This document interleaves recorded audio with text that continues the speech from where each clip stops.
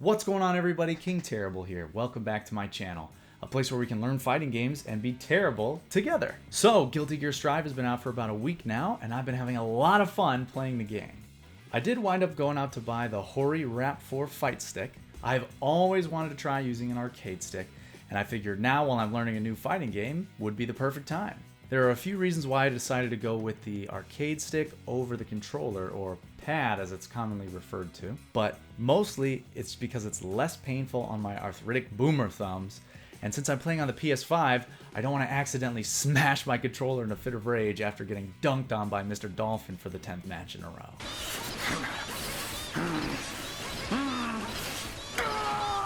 So I plugged in the arcade stick, installed the game, and was ready to go. But as someone new to fighting games, the first impression that I got from playing the tutorial was a little rough. Alright, the wait is over. Let's see what Guilty Gear Strive is all about. Guilty Gear Strive. Alright, tutorial. Yes, please. Mankind knew that they cannot change society. I've been waiting Instead for of this. reflecting on themselves, they blamed the beasts, heaven or hell. Heading out on the road again, Soul? Yeah, bounty hunter, remember? Soul versus Kai. By order of the new conclave, I command you to come here and beat my ass on camera. Oh, I'll come all right. And I won't stop coming until you're face down, panting in the dirt. Go ahead and try. I think I could beat you off. You'd never beat me off. Duel 1. Let's rock. Oh my god. I was button mashing like crazy. There was no real direction and I had no idea what I was doing. I felt like I didn't learn anything in the tutorial to tell me exactly what each of these buttons actually do. I jumped over to the controller settings to take a look and see if I could get a better understanding. In looking at the default settings, it was pretty clear to me that this was set up for controller players. The default layout just didn't feel intuitive to me, and I felt like I really had to make it my own. So, as my first video to help out my fellow terribles learn Guilty Gear Strive, I decided to go over every button, tell you what it does, where I would map it on either the controller or the arcade stick, and then tell you why. So, first let's talk about one of the simplest buttons in the game, but also one of the most important, the dash button. This may seem like a waste of a button. Why not just double tap in the direction you want to dash in? Well, one tap is quicker than two taps, and when you hold the dash button, your character will actually automatically run forward, freeing up your directional inputs to prepare a special move input, or preparing a block, or a jump. Pressing the up button to jump, but then quickly tapping the dash button will make your character do an instant air dash off the ground, which you can use for quick jump-ins to catch your opponent off guard. I rely on this button a lot when I'm playing. So I map it right to the center of my bottom row so that I have easy access to the dash button from all my other buttons. For my controller players, I would map this actually to L1. Putting dash on L1 is great because it's a quick press of the button as opposed to a pull of a trigger. Plus, it makes more intuitive sense to me to have all my motions being controlled by my left hand, where my right hand is then free to perform attacks. Next, let's get into the attack buttons, or normals, or normal moves as they're called. You've got punch, kick, slash, heavy slash, and dust. Each of these buttons has different properties, and there is a crouching version and a jumping version of each button.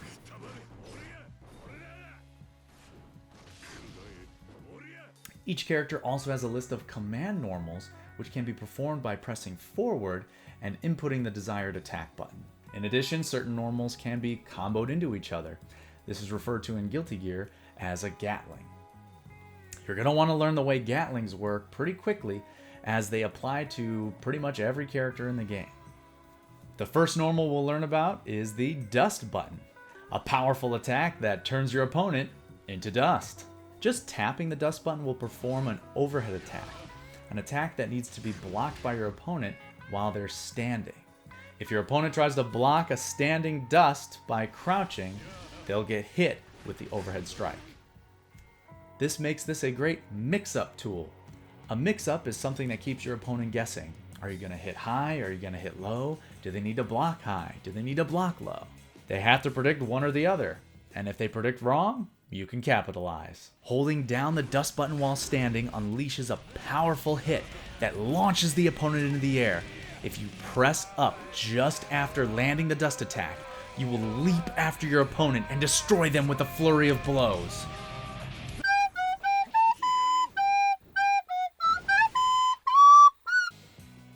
Well, I still need to master that flurry of blows part.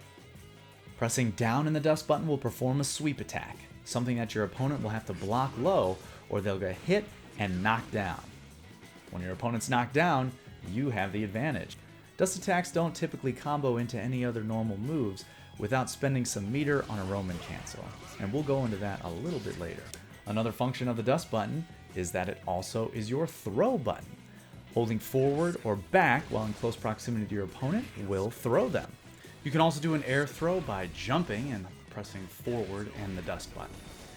You can't air throw an opponent that's on the ground, and you can't do a ground throw against an opponent that's in the air. Grabs are very important because if your opponent is blocking and you can't get in, grabs will go through their block. You run up, grab them, and they'll be placed in a knockdown state. If you throw your opponent and they hit the throw button at the same time as you, this will cause a throw tech. This will launch both you and your opponent away from each other, resetting to a neutral state. You can also throw tech in the air. On my arcade stick, I put the dust button on the bottom row just next to my dash button. I like it on the lower row because when you press down in dust, you do a low attack, and it just makes more sense for my brain to have buttons that can do low attacks on the lower row. On the controller, I would put this on the circle button, what I would consider kind of the lower row on a controller. Let's talk about the close range normals now. Punch and kick. Punches are fast hitting, but typically do very low damage. They can be comboed into standing punches, crouching punches, and certain command normals depending on your character. Every character has a command normal involving the punch button that performs an anti-air attack with upper body invincibility. Anti-air attacks are those that are designed to hit opponents out of the air or that are jumping towards you. Something that gives you upper body invincibility means that any attack that would normally hit you from the waist up will pass right through you. The punch command normal is one of the most useful tools in the game because of its anti-air properties and that upper body invincibility. Kicks are still quick attacks, but they're a little bit slower than the punches. They typically do more damage than punches, but they're by no means high damaging attacks. Pressing down and kick will do a low attack that the opponent will have to block by crouching. This is true for every character's down and kick. Kicks can Gatling into different command normals depending on your character, and dust attacks.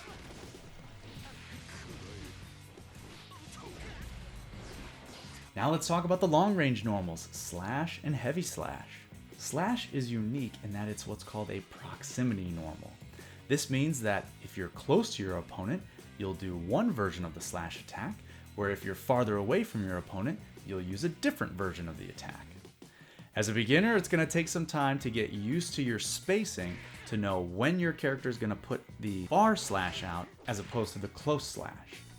Close slash Gatlings into dust attacks, certain command normals depending on your character, and far slashes and heavy slashes.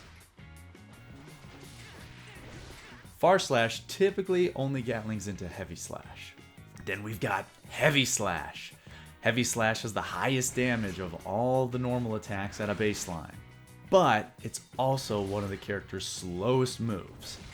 You don't want to get caught out whiffing a heavy slash. Every character has a heavy slash command normal. These are typically their most powerful damaging normal attack, but at a trade-off of it being their slowest attack with a long recovery. Now, where I place these buttons on my arcade stick layout may be a little bit more controversial. The way that Gatlings used to work in Guilty Gear, you were able to combo directly from punch to kick to slash, to heavy slash, to dust. This traditional Gatling path was removed in Guilty Gear Strive, much to the disappointment of some of the OG Guilty Gear fans. Because of that original Gatling path, a lot of players arrange their buttons in an ascending order along the fight stick, with punch ascending to kick, then slash, and heavy slash. This made it easy to go in order during that older Gatling combo. I do like having slash in the middle of my top row. It's one of my most used buttons. I use it to keep the opponent at bay while also trying to fish for a way in to start a combo. Putting heavy slash to the right of that button makes a lot of sense to me because we oftentimes are Gatling from the slash into a heavy slash. But where I like to switch things up here is actually taking the kick button and putting it on the bottom row and putting punch on the top row next to the slash button. Similar to what I had mentioned about the dust having the low hitting option, the kick also has a low hitting option, and I like to have that on the lower row. This also puts it a little closer to the dust button for easy Gatlings from kicks into dust attacks. So on controller, my layout for the attack normals are X as kick, again on that lower row of the controller, square as punch, triangle as slash, R1 as heavy slash. Another really important tool when playing Guilty Gear is the Roman Cancel button, or RC button. Roman Cancel allows you to perform a variety of cancels at the cost of 50% of your tension meter or super meter at the bottom of the screen. This is performed by pressing any 3 of the attack buttons, not including the dust button. There are 4 different types of Roman Cancel, each with its own unique properties. This is a deep system with a lot of high-level, complex applications that I won't be covering in this video. But a quick summary: if you're blocking and get hit and press the Roman Cancel, you'll do yellow Roman Cancel, which knocks the enemy away and slows them. If you're not hitting any other inputs, you'll just do the blue Roman Cancel, which slows your enemy down. If you do a move and do a Roman Cancel mid-move, you'll do a purple Roman Cancel, which cancels your recovery. If you hit an opponent with an attack and then press Roman Cancel, this will do the red Roman Cancel, which pops them up into the air and allows for combo extension.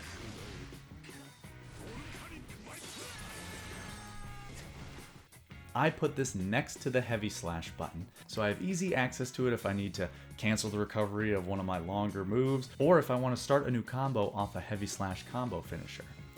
It's also nice to have it further away from the rest of my buttons so I don't accidentally fat finger it trying to hit heavy slash. On the controller, I similarly like to have it onto R2.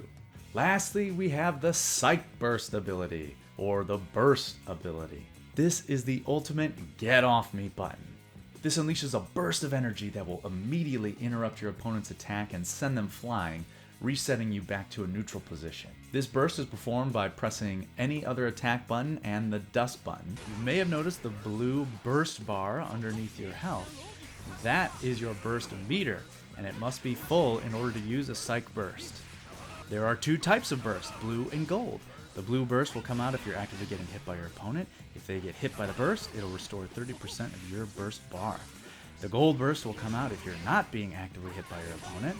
And if they get hit by that burst, you'll get the 30% of your burst back as well as a full tension meter. This is very powerful. However, your character is in a vulnerable state after the explosion of the burst. A smart opponent can bait these bursts out and punish you for whiffing. I put it down next to my dust button there. I like to keep it away from my other buttons again so that I don't accidentally activate the burst when I don't mean to. But it's also nice having it next to the dust button in case I do try to go for the manual input and miss. I can maybe still slip onto that burst shortcut. On the controller, I put this on L2. Again, far away from the rest of my other buttons there, and it's less likely that I will accidentally use it because it will require me to pull that full trigger press before activating. So there you have it, guys. That's my ultimate Guilty Gear Strive arcade stick button layout as well as controller layout. Don't think that my button layout's the end all be all. You may find that you like, for example, having the punch on the bottom row. Whichever layout you wind up picking, go ahead and pick one and stick with it. You don't want to be switching these up every day because you won't build that muscle memory that you'll need to make the accurate inputs. Thanks for watching, guys. Go ahead, like the video, and subscribe to the channel if you want to follow along for more Guilty Gear Strive beginner guides. Go ahead and put your preferred button layout in the comments section below. Do you use arcade stick, or are you more of the controller player? And let me know if there's another topic in Guilty Gear Strive that you've been struggling with so far that you'd like me to cover in another video. And remember, we may be terrible at fighting games, but at least we're terrible together. I've been King Terrible. We'll see you in the next video.